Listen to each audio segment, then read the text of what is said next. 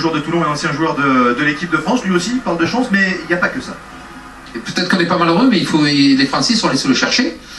C'est vrai qu'il y a eu des matchs un petit peu en difficulté dans les matchs de poule, mais ça c'est le mal du sportif français. Quel que soit le sport, on a du mal à rentrer dans ces compétitions. Il nous faut vraiment un petit peu avoir le trou du mètre à zéro et le couper sur la tête pour vraiment être efficace. Et là, on est en finale d'une Coupe du Monde. Écoutez, je ne sais pas qui c'est qu'on va prendre, si on va prendre les Australiens ou les Néo-Zélandais, mais je vois bien l'équipe de France championne du monde. Bah que les dieux du rugby l'entendent. La finale, c'était pour la gagner. C'est sûr.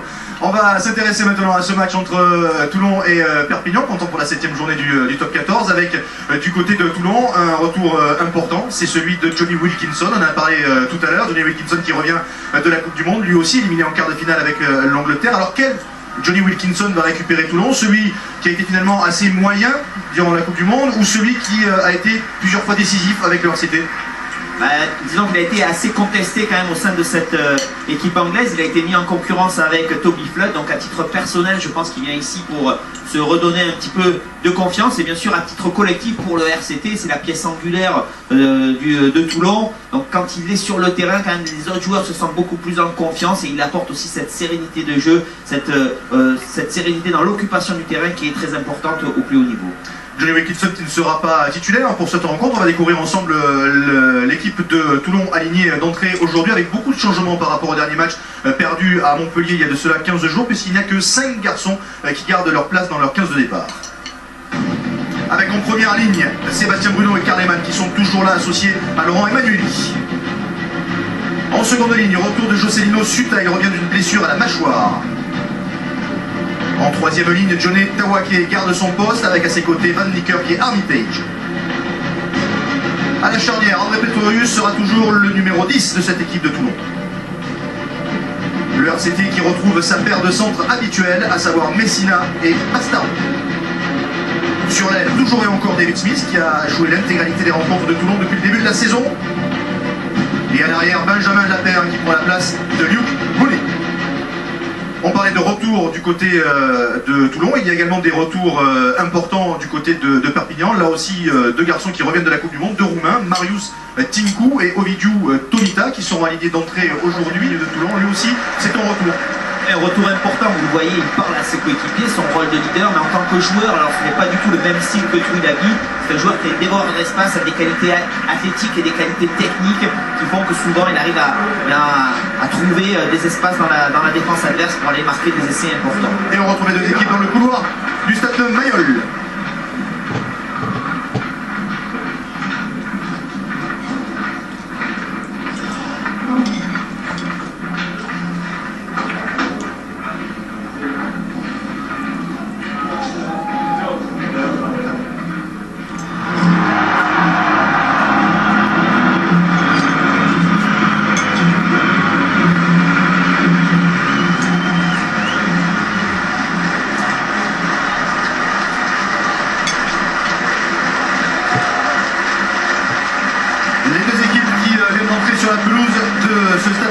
Mayol pour entamer cette 7e journée du top 14 sous les ordres de M. Patrick Péchambert, associé à Cyril Lafont et Philippe Corbeco à la vidéo. Et nous aurons Eric Gauzins. Une équipe de Toulon qui est maintenant sur une défaite, c'était à Montpellier 19-6.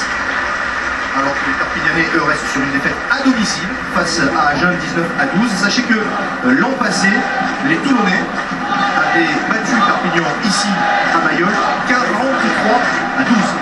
Ouais, et puis surtout, aller s'imposer, je crois, à Perpignan dans un match qui était un petit peu un match couperé. Il me semble que Boudjela avait annoncé ce match-là comme un match décisif et ils avaient réussi à l'emporter pour se relancer un petit peu dans leur saison. Absolument, ils étaient aussi affrontés en quart de finale de la Coupe d'Europe à Barcelone avec une victoire des Catalans à cette occasion.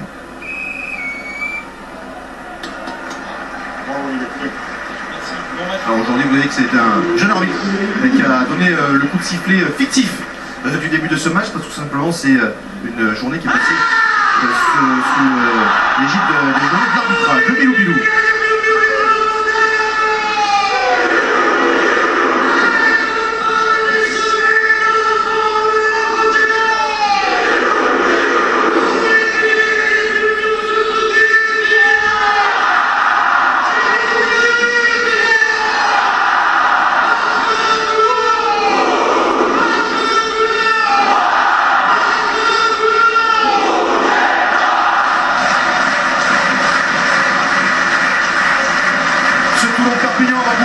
débuté. Match encore pour la 7e journée du top 14. Les Catalans vont donner le coup d'envoi de cette rencontre par la derrière de Kevin Hume. Les Catalans en bleu ciel. Avec un premier ballon pour Tawake, pour Toulon.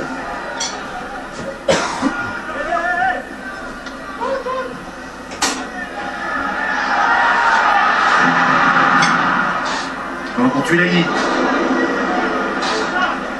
Voilà, il n'a pas cherché à éviter l'adversaire. Hein. Comme vous l'avez dit, c'est un homme de contact.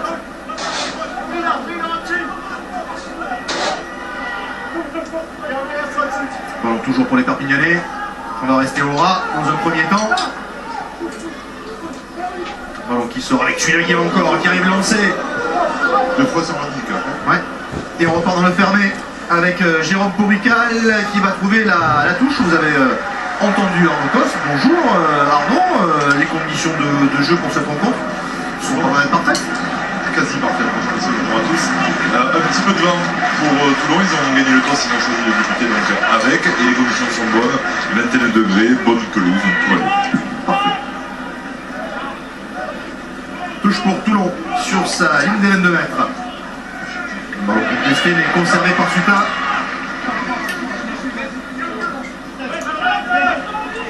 Petit Osborne par-dessus. Qui va mettre ce ballon en touche, mais toujours dans le camp toulonnais. Ouais, je pense qu'il a mal exécuté un petit peu son coup de pied. La bonne ligne de défense qui était montée.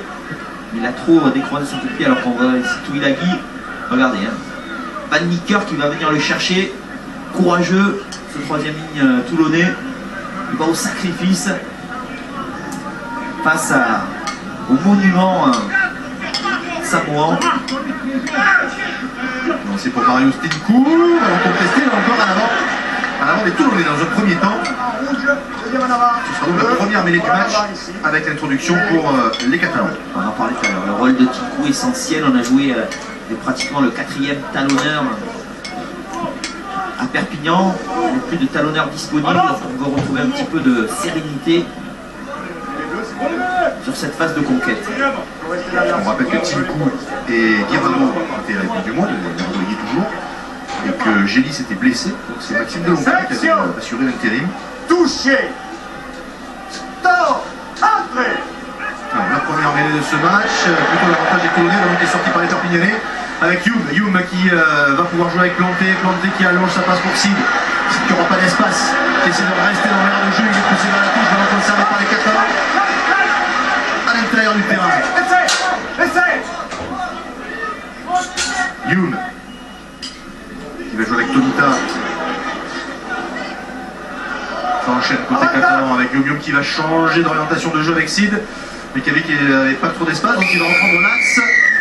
Et M. Péchambert va siffler une pénalité en faveur de Perpignan. Voilà, Karl Heyman qui n'a pas fait l'effort de sortir de la zone placard plaqué. Pas de la zone. Un petit coup d'œil sur le compte des remplaçants côté toulonnais avec, vous voyez en fond là-bas, Johnny Wilkinson qui est bel et bien là, on ne vous a pas menti. Vous allez le voir assez rapidement en seconde période, avec le premier temps Fabien Cibré.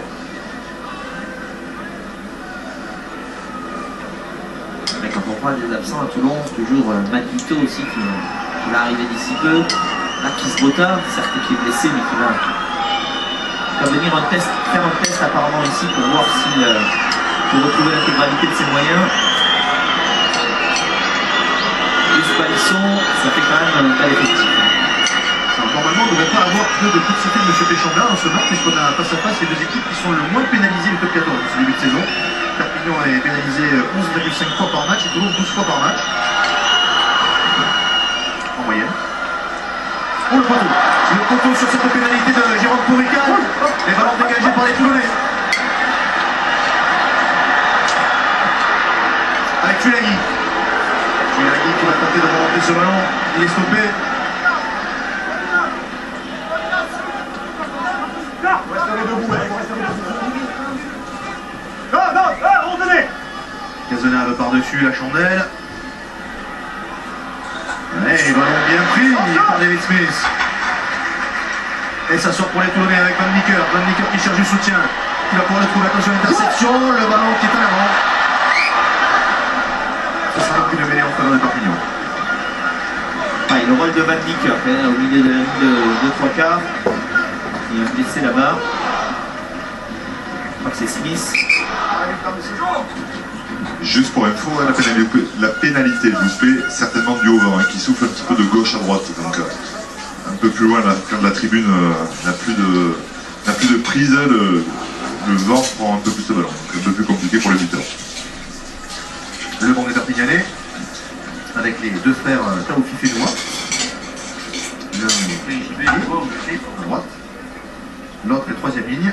Ouais, le père était un très grand joueur.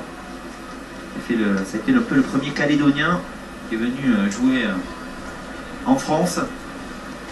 Il a fait des merveilles d'abord à Mont-de-Marsan, où il est passé de troisième ligne rôle de centre, puis après à Grenoble. Alors David Smith, on va voir ce qui s'est passé sur sa blessure. Ouais, c'est au contact. Face à Alvarez Carelis. Une petite confusion. Il s'est relevé. S'il vous plaît, là. Et Smith, il va reprendre sa place. C'est une arme essentielle. On l'avait vu le dernier match ici face au Stade Français. Il avait été irrésistible. Il y a quelques blessés. Côté toulonnais, il y a Dubois qui est blessé au péroné, Chesney au biceps. Ce qui est fou, c'est les cervicales. Bon, il y a Bakis Bota donc, qui est blessé au tendon d'Achille. Et Fernandez Lobé qui est out pour la saison. Blessé au genou. Mais les Toulonnais qui prend l'ascendant. Hein. Ballon qui sort pour les Perpignanais avec Tonita. Tonita qui a évité le premier plaquage. Qui avance. Ballon toujours pour Perpignan avec Hume. Hume en hauteur pour Tinku. Tinku qui a essayé de passer les bras, il peut libérer, même sens. Avec Hume encore, obligé de passer par le sol. Tiart maintenant. Et ça ressort. Avec un ballon pour Kudze. Perpignan qui conserve ce ballon, qui multiplie les temps de jeu avec Gavin Hume qui va taper un coup de pied rasant. Bonne couverture de Benjamin Lapère qui va dégager le plus loin possible et trouver une belle touche dans le camp de Perpignan. Ah, il conserve, mais Toulon est bien organisé, ce n'est pas pour rien. Et Toulon est la deuxième défense de notre championnat. Ils sont très, très bien organisés sur la largeur, ils ne paniquent pas. Pas de joueurs qui montent en pointe, là, même si Prétorius se laisse un petit peu aspirer. C'est pas très bon. Très bien exécuté de la part du 15 toulonnais qui a fourni un bel effort. Perpignan qui a pris de place dans les tribunes de ce stade Mayol. Relancé pour Mario Stinku. On cherche au niveau, on va le trouver. On essaie de s'organiser, de se structurer sur ce ballon porté côté Perpignan. Avec Cazenave qui tape une chandelle. David Smith encore qui va aller chercher ce ballon, qui le contrôle mal cette fois et qui commet un avant.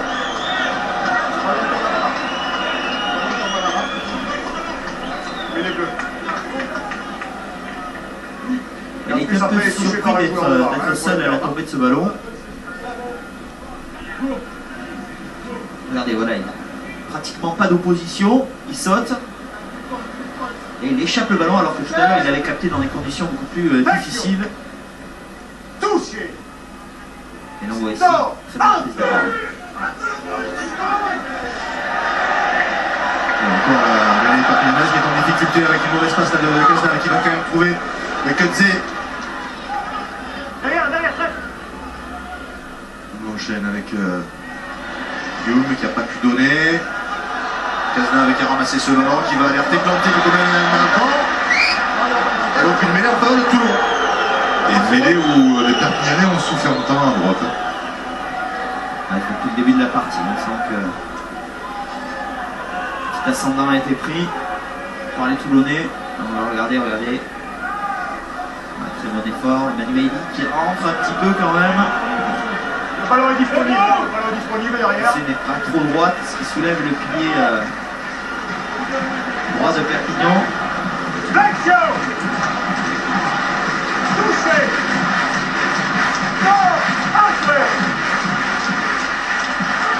C'est pas stable. Hein. Ouais, là, cette fois, c'est plus stable.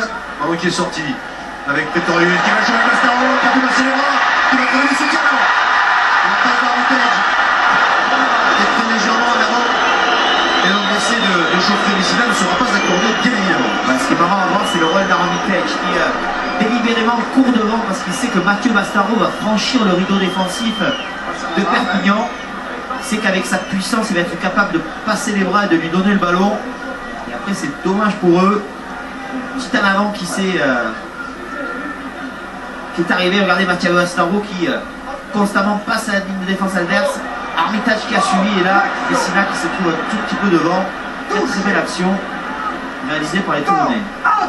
Messina qui est régulièrement utilisé par le staff toulonnais, Bernard Laporte, Pierre On va Mignonnet pas et Olivier on est Hazan. droit, hein, on l'a repéré, hein. Elle est On pas va refaire talonnée. ce que mêlé.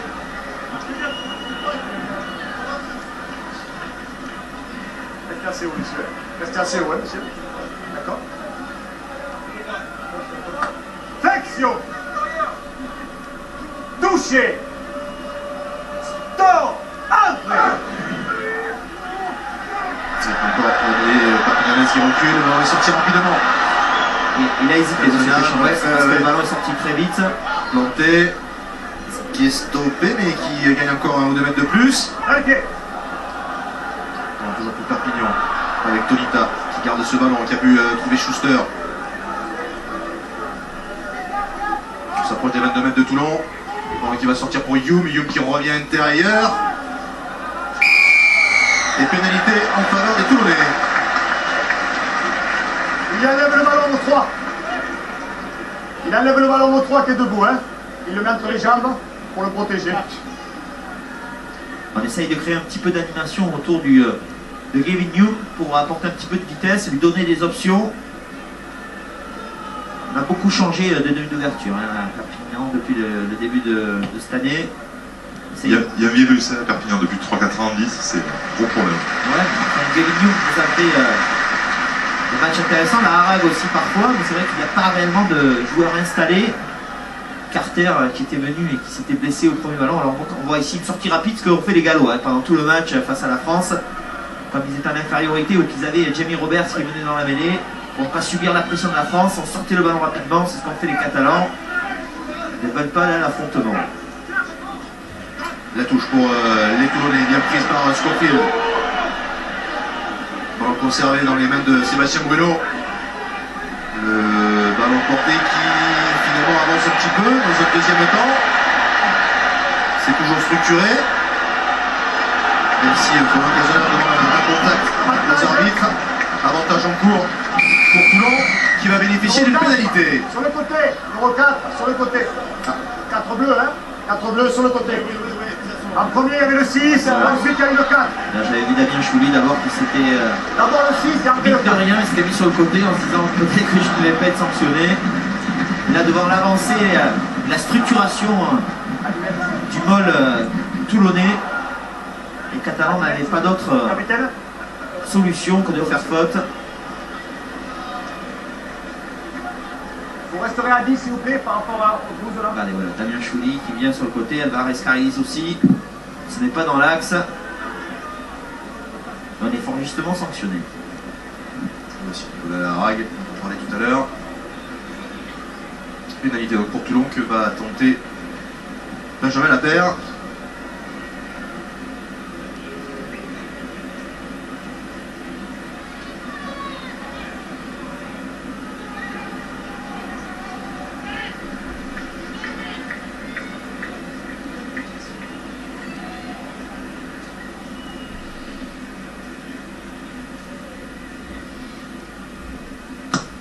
Tentative de Benjamin Lapère qui va passer entre les perches 3-0 en faveur de Toulon face à